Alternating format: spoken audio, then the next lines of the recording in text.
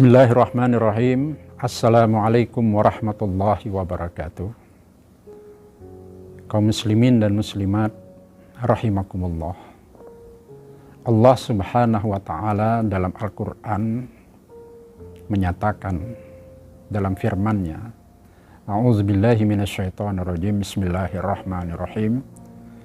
Wa kadzalika ja'alnakum ummatan wasatan litakunu syuhada'a 'alan nas wa yakunar rasulu 'alaikum syahida.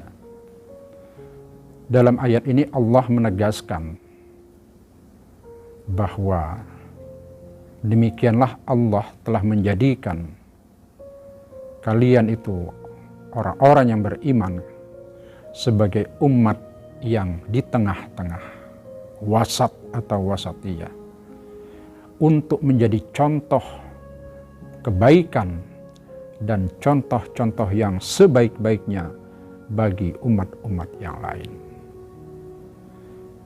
Dalam kaitan dengan ayat ini, pada saat ini kita sedang melaksanakan puasa Ramadan. Puasa Ramadan dilaksanakan 1 bulan penuh. Dan puasa Ramadan ini juga memiliki nilai-nilai yang terkait dengan ayat tadi, bahwa umat Islam menjadi contoh yang terbaik, selalu berada sikapnya di tengah-tengah. Sikap di tengah-tengah, tidak berlebih-lebihan ke kanan, tidak berlebih-lebihan ke kiri, ke atas atau ke bawah dan seterusnya, tetapi selalu berada pada posisi yang terbaik. Itulah yang namanya sikap di tengah-tengah, atau dalam Al-Quran disebut dengan wasat, atau disebut dengan wasatiyah, yang dalam bahasa sehari-hari disebut juga dengan moderasi beragama. Terkait dengan puasa, sesungguhnya dalam surah Al-Baqarah ayat 183, Allah memerintahkan puasa kepada orang-orang yang beriman. Dan puasa ini, kata Allah, adalah kewajiban bagi umat Islam. Tetapi sesungguhnya sebelum umat Islam dan agama Islam itu diturunkan kepada Rasulullah SAW untuk didakwahkan kepada seluruh umat manusia, puasa ternyata juga sudah dilaksanakan oleh umat-umat sebelumnya. Maka dalam agama yang dikembangkan oleh para keturunan Nabi Ibrahim alaihissalam atau agama Abrahamik, ada yang dikembangkan oleh oleh Nabi Musa alaihissalam, disebut dengan agama Yahudi. Ternyata juga ada tradisi ibadah untuk melaksanakan puasa. Terutama kemudian puasa dikembangkan pada masa belakangan dalam tradisi agama Yahudi untuk mengingat atau mengenang kembali peristiwa-peristiwa yang sangat penting dalam perjalanan agama Yahudi di kalangan Bani Israel. Dalam tradisi agama yang dibawa oleh Nabi Isa alaihissalam atau Isa al-Masih yang disebut dengan agama Nasrani, ternyata juga ada ibadah puasa di dalamnya. Ada puasa 2 hari, ada puasa 40 hari dan sebagainya. Nah, dalam berbagai agama-agama sebelumnya yang lebih tua, ada juga tradisi berpuasa. Sehingga pada kesimpulannya bahwa puasa adalah ibadah atau tradisi yang dipakai dan dilaksanakan oleh berbagai umat manusia. Lalu kemudian Allah memerintahkan juga berpuasa kepada umat Islam. Tetapi tentunya ada perbedaan-perbedaan antara satu dengan lainnya. Kalau ada tradisi puasa sebelumnya itu puasa yang panjang, puasa siang hari, berbuka kemudian pada waktu tenggelam matahari, berpuasa lagi pada malam hari berikutnya dan seterusnya, tentunya memberatkan. Ada puasa yang kemudian lebih ringan, dan ada puasa yang hanya kemudian tidak makan, ada puasa tidak minum, ada juga hanya berpuasa tidak memakan makanan tertentu saja.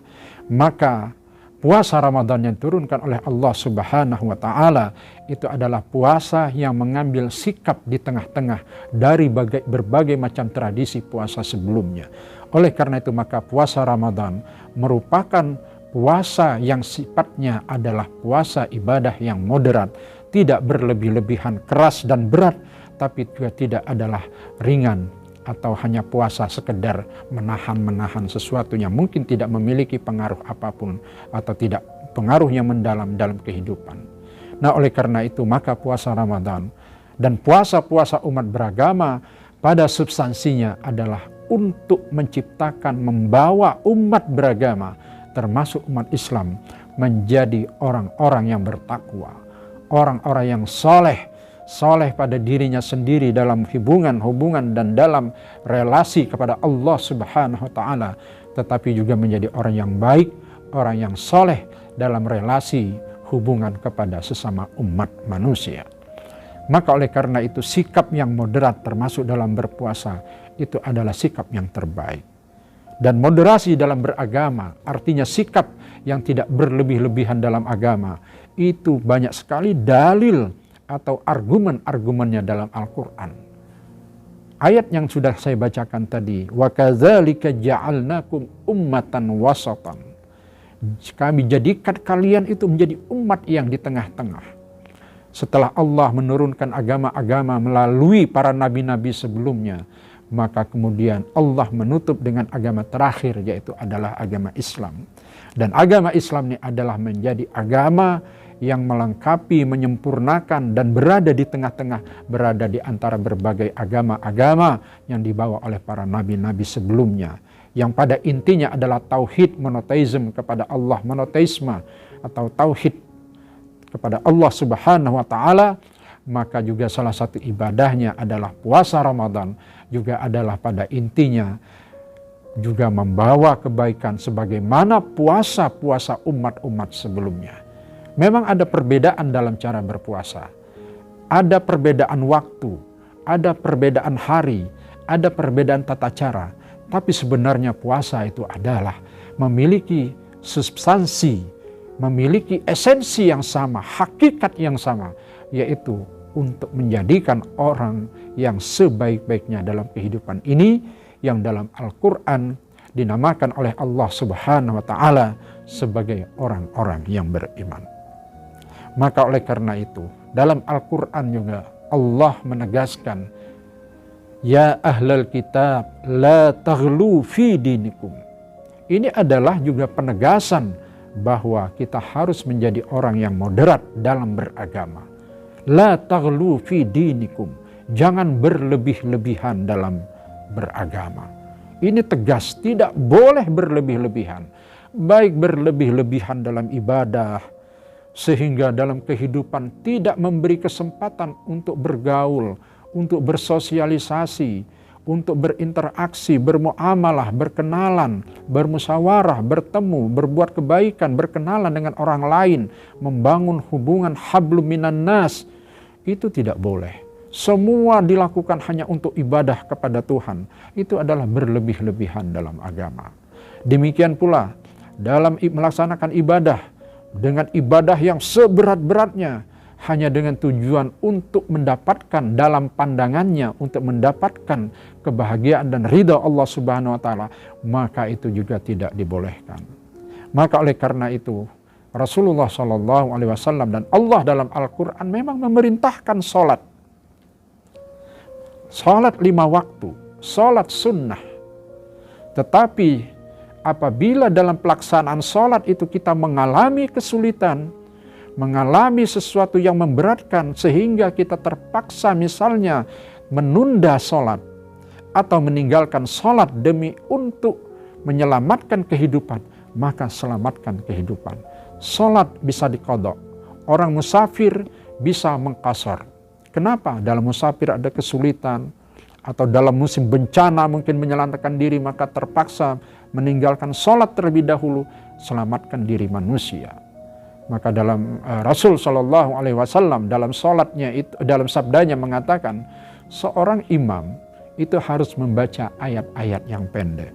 Walaupun imam itu mungkin khusyuk dan bacaannya panjang, hafal Al-Quran, tetapi dia harus mempertimbangkan jamaahnya. Ada orang tua, ada orang sakit, ada ibu-ibu yang menyusui. Maka oleh karena itu pilihlah sholat yang demi kepentingan bisa memenuhi kebutuhan orang banyak, yaitu tidak memperpanjang ayat-ayatnya dengan ayat-ayat yang sampai sholatnya berlebih-lebihan, panjang, dan menyulitkan orang lain.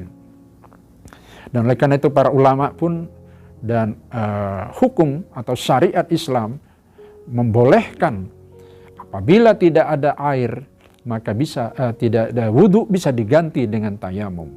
Atau kita ada air tetapi sedikit, hanya cukup untuk minum, untuk menyelamatkan hidup. Apakah air itu dipakai untuk berwudhu?